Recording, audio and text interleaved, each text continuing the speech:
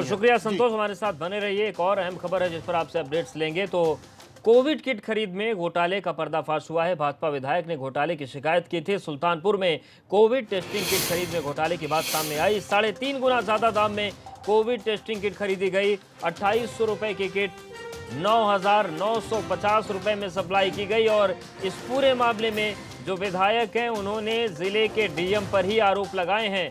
भाजपा विधायक ने घोटाले की शिकायत की थी। संतोष हमारे साथ बने हुए हैं। संतोष, ये जो पूरा मामला है इसकी जांच क्या शुरू हो गई है और पूरी तस्वीर है क्या? देखिए, सुल्तानपुर से लंबुआ के बीजेपी विधायक हैं देवमणि द्विवेदी। बता दूं, ये वही देवमणि द्विवेदी हैं जिन्होंने ब्राह्मणों पर हो रही एफआईआर, ब्राह्मणों के साथ हुए अत्याचार को लेकर के जब सत्र चल रहा था विधानसभा का तो उन्होंने प्रश्न लिखा था। उसके बाद से ब्राह्मण की राजनीति गरमाई थी और देवमणि चर्चा में आए थे। हालांकि पार्टी के पदाधिकारियों की तरफ से फटकार भी लगाई गई थी, लेकिन देवमणि के द्वारा अब एक बार दूसरी एक और मामला संज्ञान में लाया गया है कि बीते 27 तारीख को जो प्रमुख सचिव मुख्यमंत्री हैं संजय प्रसाद के द्वारा इस मामले में अपर मुख्य सचिव पंचायती राज को जांच के आदेश दिए गए।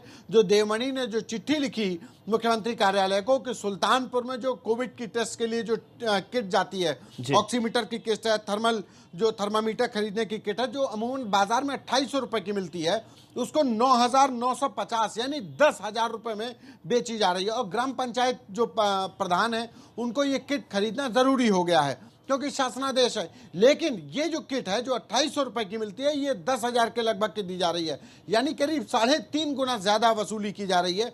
इस पूरे मामले पर जो जिला प्रशासन है यानी कि जो डीएम सुल्तानपुर है सी इंदुमती, उनके ऊपर उन्होंने घोटाले का एक कहीं ना कहीं अपरोक्ष तौर पर ये आरोप लगाया है और इसको लेकर के जांच की मांग की है, जिस पर प्रमुख सचिव मुख्यमंत्री की तरफ से इस मामले पर जो अपर मुख्य सचिव पंचायती राज हैं उनसे जांच रिपोर्ट मांगी गई है। कहीं ना कहीं मुख्यमंत्री कार्यालय के संज्ञान में यह मामला बिल्कुल संज्ञान में है। और जब अपने ही लोग आरोप लगा रहे हों तब सियासत ना हो, यह संभव नहीं है। संतोष हमारे साथ बने रहिए। अपडेट एक और है इसको लेकर कि कोविड किट खरीद में घोटाले पर सियासत अब तेज हो गई है।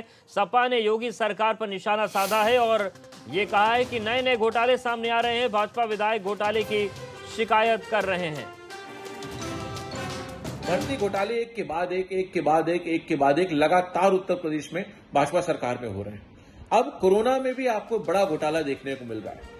विधायक ने सुल्तानपुर के जो सवाल उठाया है वो एक बहुत बड़ा सरकार के फेल्योर है और मुझे लगता है सरकार की नीयत पे, सरकार की नीति पे, सरकार की ईमानदारी पे, सरकार की सत्ता पे, सरकार के इकबाल पे, सरकार के रसूल पे एक बहुत बड़ा सवालिया चिन्ह भाजपा के अपने ही विधायक ने लगाया है।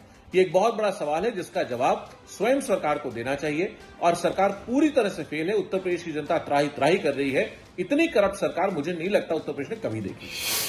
तो समाजवादी पार्टी को मौका मिल गया है, लेकिन सवाल संतोष ये उठता है कि जिन चीजों का खुलासा विपक्ष को करना चाहिए था उन चीजों का खुलासा सत्ता पक्ष के लोग कर रहे हैं। ठीक है, ये फजीहत की स्थिति सरकार के लिए हो सकती है, लेकिन इससे यह भी तो पता चलता है कि विपक्ष आंख पर आंख, हाथ पर हाथ धर के बैठा हुआ है।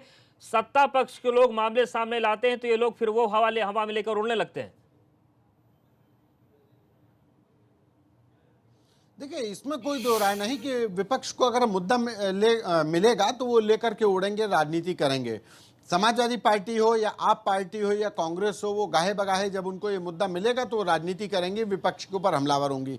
ये आपने बिल्कुल सही कहा कि ये बता रहा है कि पार्टी के अंदर से जब बीजेपी जो काम विपक्षियों को करना चाहिए वो पार्टी के अंदर हो रहा है। ये विपक्ष, कमजोर विपक्ष का परिचय है।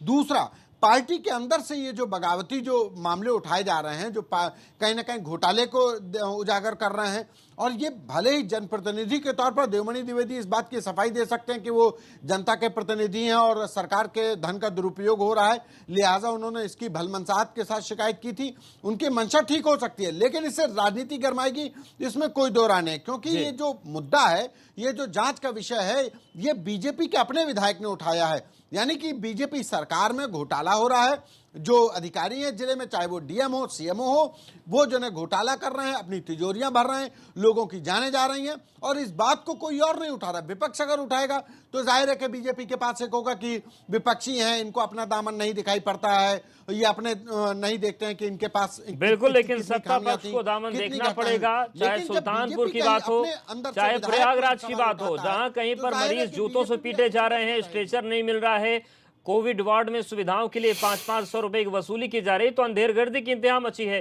इन सब के बीच एक और बड़ी खबर है, यूपी एसटीएफ को बड़ी कामयाबी मिली है। 50,000 का इनामी शेखू मियां उर्फ काला गिरफ्तार हुआ है। मुजफ्फरनगर से यूपी एसटीएफ ने शेखू को दबोचा। अलीगढ़ में मुठभेड़ के दौरान फरार हुआ था। डकैती सहित कई बड़ी घटनाओं में अलीगढ़ से ये वांछित था। संतोष हमारे साथ बने हुए। संतोष, ये कितनी बड़ी कामयाबी मानी जाए? देखिए, यूपी एसटीएफ के लिए लगातार ये वो जो अपराधी हैं, चाहे लुटेरे हों, डकैत हों, उन पर कार्रवाई कर रही है। जाहिर है कि यूपी एसटीएफ ने जिस तरीके से जो खास करके बावरिया गैंग को क्रैकडाउन किया है, ये यूपी एसटीएफ को क्रेडिट जाता है। उसी का नतीजा है कि अलीगढ़ पुलिस का जो 50,000 का इनामी था शेखू मियां, इसको गिरफ्तार किया गया है। इसका परिवार में ही अगर कहा जाए, इसके पिता भाई का भी एनकाउंटर हो चुका है, पुलिस से मुठभेड़ हो चुकी है, वो भी शातिर अपराधी रहे हैं, और शेखू मियां को मुजफ्फरनगर इलाके से गिरफ्तार किया गया। तो यूपी एसटीएफ के लिए एक बड़ी कामयाबी है, और अलीगढ़ पुलिस के लिए राहत की बात है कि उनका मोस्ट वांटेड गिरफ्तार कर लिया गया है। जी शुक्रिया संतोष, जानकारी और अपडेट्स को देने के लिए। और लखीमपुर खीरी की अब बात करते हैं। लखीमपुर खीरी में रेप